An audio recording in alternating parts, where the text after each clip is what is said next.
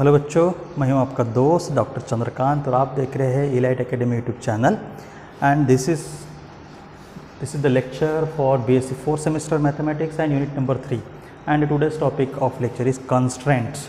Okay, so first of all what do mean by constraint? Constraint means जैसे for example hurdle. In English we can say hurdle which can reduce the motion, which can decrease your motion. For example, the particle is moving. For example, a particle is moving like this, and if I put something which can reduce its motion, now the particle cannot proceed like this. So this is one kind of hurdle. Okay, so on the basis of the different kinds of parameters, the constants can be classified on the basis of this 4 parameter. Number 1, time. Some constants are time dependent, some constants are time independent. Some constants are in the format of mathematical equation which are integrable or some are not integrable. Second one, conservative and dissipative. Conservative means where the path is independent, where the work done is independent of the path. Okay, like that. Then the force is known as conservative. Next one is algebraic equation or inequality. Okay मतलब algebraic equation के format में हो सकते हैं या फिर greater than और less than के फॉर्मेट में हो सकते हैं. That is inequality. Like that, जैसे for example x1 is a parameter x plus y is equal to 0. This is algebraic equation and x plus y greater than 0. Like that, that is inequality equation. So on the basis of this 4 parameter this constant can be classified further. तो सबसे पहला लेते हैं हम time parameter के base पर क्या हो सकता है. टाइम पैरामीटर के बेस पे the constant can be classified into 2 types. Very first thing is stationary and second one is moving or scleronomic, rheonomic. ठीक है, अब इसमें क्या होता है, in stationary type of constant this do not depend explicitly on the time. ये time independent है, time पर डिपेंड नहीं है, टाइम पर डिपेंड नहीं है. ठीक है, जैसे फॉर एग्जांपल एक वायर है, वायर स्टेशनरी है. जैसे अपना स्लेट होता है ना, स्लेट, कोई स्लेट है, स्लेट पे ऐसा वायर रखे होते हैं, उसमें बीड है, बीड मूव कर सकता है नीचे ऊपर, बीड मूव कर सकता है नीचे ऊपर, लेकिन ये जो वायर है ये नहीं मूव कर रहा है. वायर वहीं के वहीं है. इसमें जो बीड है, मनी जिसको हम बोलते हैं, that can be slide up and down और the bead can be move like this but the wire can not move. तो इस केस में बोलेंगे कि constant is of stationary type, मतलब ये वायर कंस्टेंट हो गया, तो एक स्टेशनरी टाइप है. अभी सेम एग्जाम्पल को हम कंसिडर करेंगे. कोई भी गाड़ी का पहिया ले लो, कंसिडर अ रिंग, ये स्पोक्स है. ठीक है, अब ये गाड़ी का जो पहिया है ये गोल गोल घूम रहा है, साइकिल का पहिया है, गोल घूम रहा है, यहाँ पे मनी है. तब ये मोशन की वजह से, सेंट्रीफ्यूगल फोर्स की वजह से क्या होगा, this Beed can be slide like this, नीचे ऊपर हो सकता है. इस केस में कैसा है, the bead is also moving as well as the constant, ये जो वायर है दैट इज ऑल्सो मूविंग. तो इसको बोलते हैं हम rheonomic type of constant. Next classification जो है holonomic. Holonomic constant. Holonomic constant मतलब अगर नंबर ऑफ कंस्टेंट्स है, for example number of particle हमारे सिस्टम में, ठीक है, like that. Suppose this is a system we consist of number of particle. ठीक है, ये हम ओरिजिन एज्यूम कर ले, तो ये इसका पोजीशन वेक्टर हो गया R1, इसका position vector R2, third particle का position vector R3, fourth particle का पोजीशन वेक्टर R4. इन सभी पोजीशन वेक्टर्स के बीच में अगर हम कुछ रिलेशनशिप एस्टेब्लिश कर सकते हैं, मैथमेटिकल रिलेशनशिप, इंक्लूडिंग टाइम और एक्सक्लूडिंग टाइम, मतलब टाइम रहे उसमें ना रहे. ठीक है, this kind of constants are known as holonomic constants. ठीक है, this kinds of constants are known as holonomic constants. मैं आपको और एक एग्जांपल देने वाला हूँ आगे चल के. जैसे एक एग्जांपल यहाँ पे दे रहा हूँ. This is the inclined surface and the cylinder is rolling down. Cylinder नीचे रोल कर रहा है, स्लिप नहीं हो रहा है. स्लिप का मतलब समझते हो ना.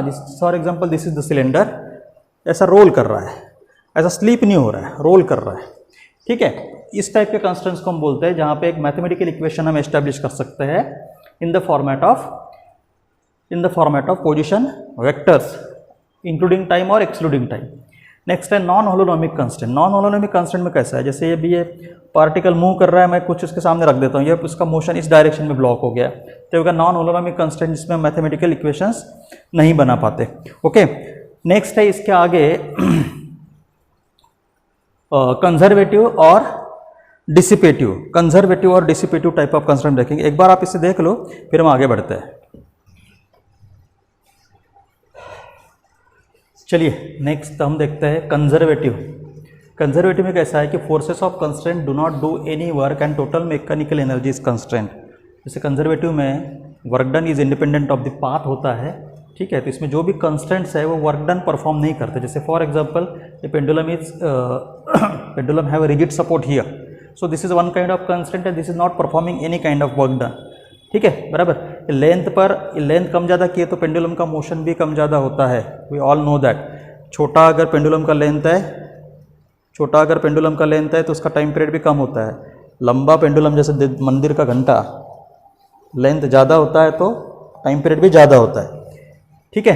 नेक्स्ट है डिसिपेटिव। डिसिपेटिव में जो फोर्सेस है वो परफॉर्म करते हैं, मतलब इसमें फ्रिक्शनल फोर्सेस हम कंसिडर करते हैं।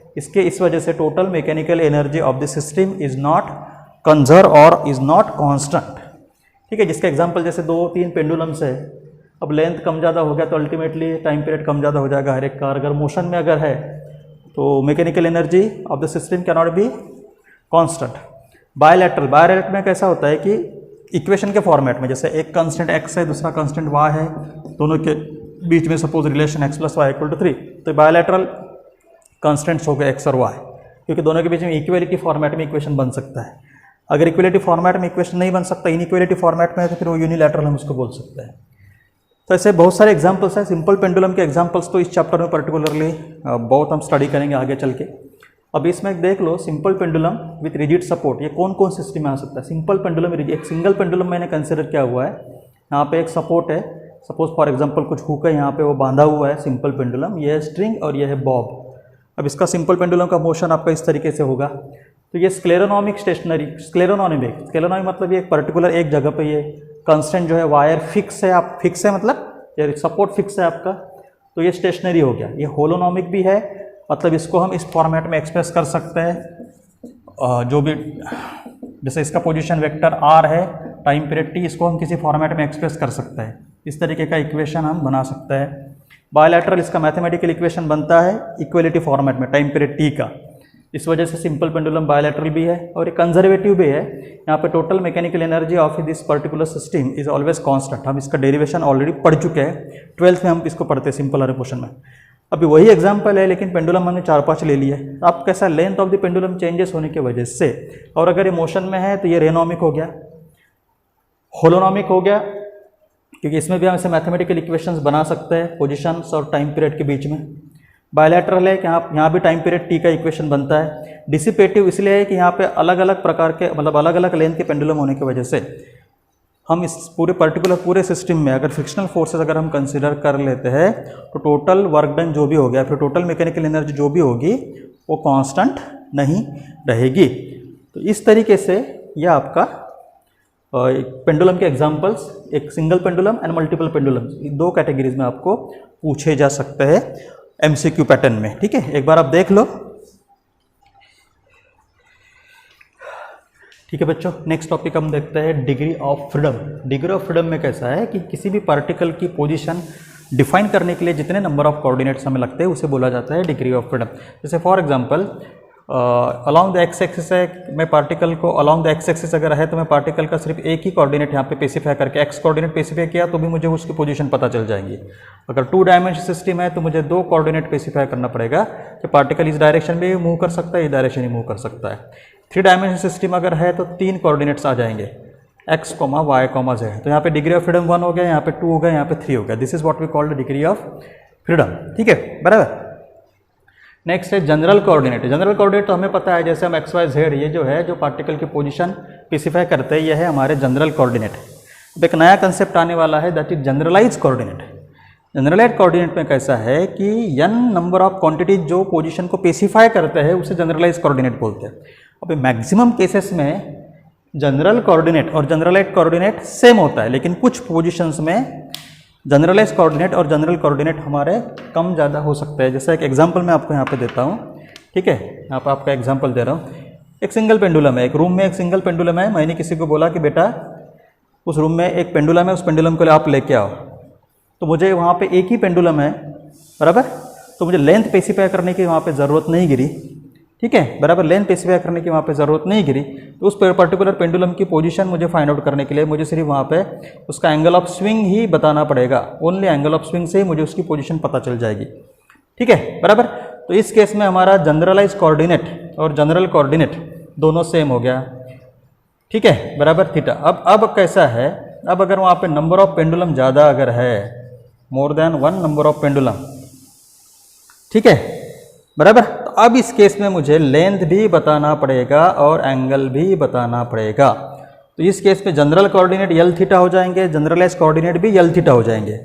इस केस में जनरल कोऑर्डिनेट यल थीटा हो जाएंगे और जनरलाइज कोऑर्डिनेट हो जाएगा सिर्फ थीटा। थीटा बताया तो भी हम पेंडुलम की पोजीशन स्पेसिफाई कर सकते हैं, क्योंकि वहाँ पे सिंगल पेंडुलम है और लेंथ फिक्स है उसका। यहाँ पे नंबर ऑफ पेंडुलम 2 है, तो हमें सिर्फ लेंथ भी बताना पड़ेगा और थीटा भी बताना पड़ेगा। ये डिफरेंस है हमारा जनरल कोऑर्डिनेट और जनरलाइज कोऑर्डिनेट में। समझ में आया आपको? ठीक है। तो जैसे जनरल कोऑर्डिनेट को डिनोट करते हैं Q1, Q2, Q3 dot dot Q4 इस तरीके से, जैसे हम R1, R2 इस जो लेते हैं ना, या फिर XYZ जो भी लेते हैं हम, और उसका वेलोसिटी वही डिस्टेंस अपॉन टाइम वाला फंडा dq/dt, Q डॉट, जिसको हम जनरलाइज वेलोसिटी बोलते हैं। फिर उसका डेरिवेटिव लिया तो जनरलाइज एक्सीलरेशन, फोर्स, फिर वो सब चीज़ें उसमें आ गई। नेक्स्ट सबसे इंपॉर्टेंट टॉपिक जो है आपका principle of virtual work done.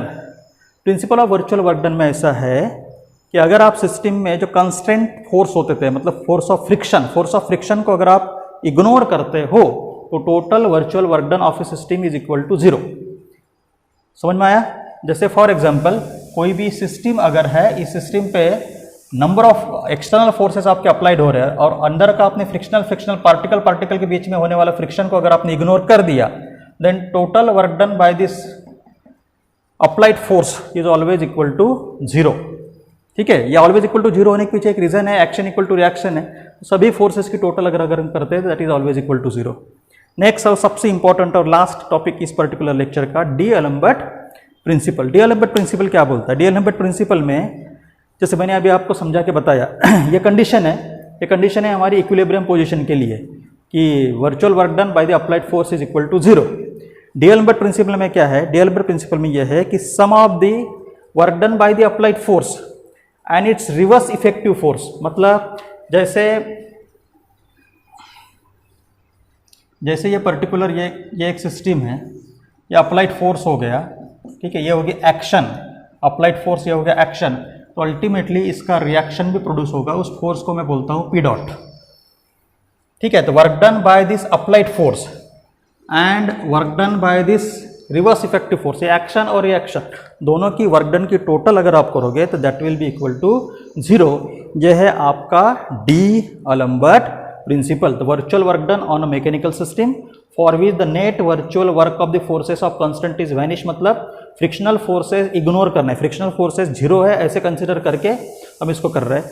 By the applied force का work done force into displacement and ये हमारा reverse effective force into displacement, दोनों का अप्लाइड फोर्स और रिवर्स इफेक्टिव फोर्स दोनों का वर्क डन की जो टोटल है दैट इज इक्वल टू 0। तो हमारा नेक्स्ट जो लेक्चर होगा that will be on the problems of this और D'Alembert principle, Lagrange equation of motion, इनके प्रॉब्लम पर होगा।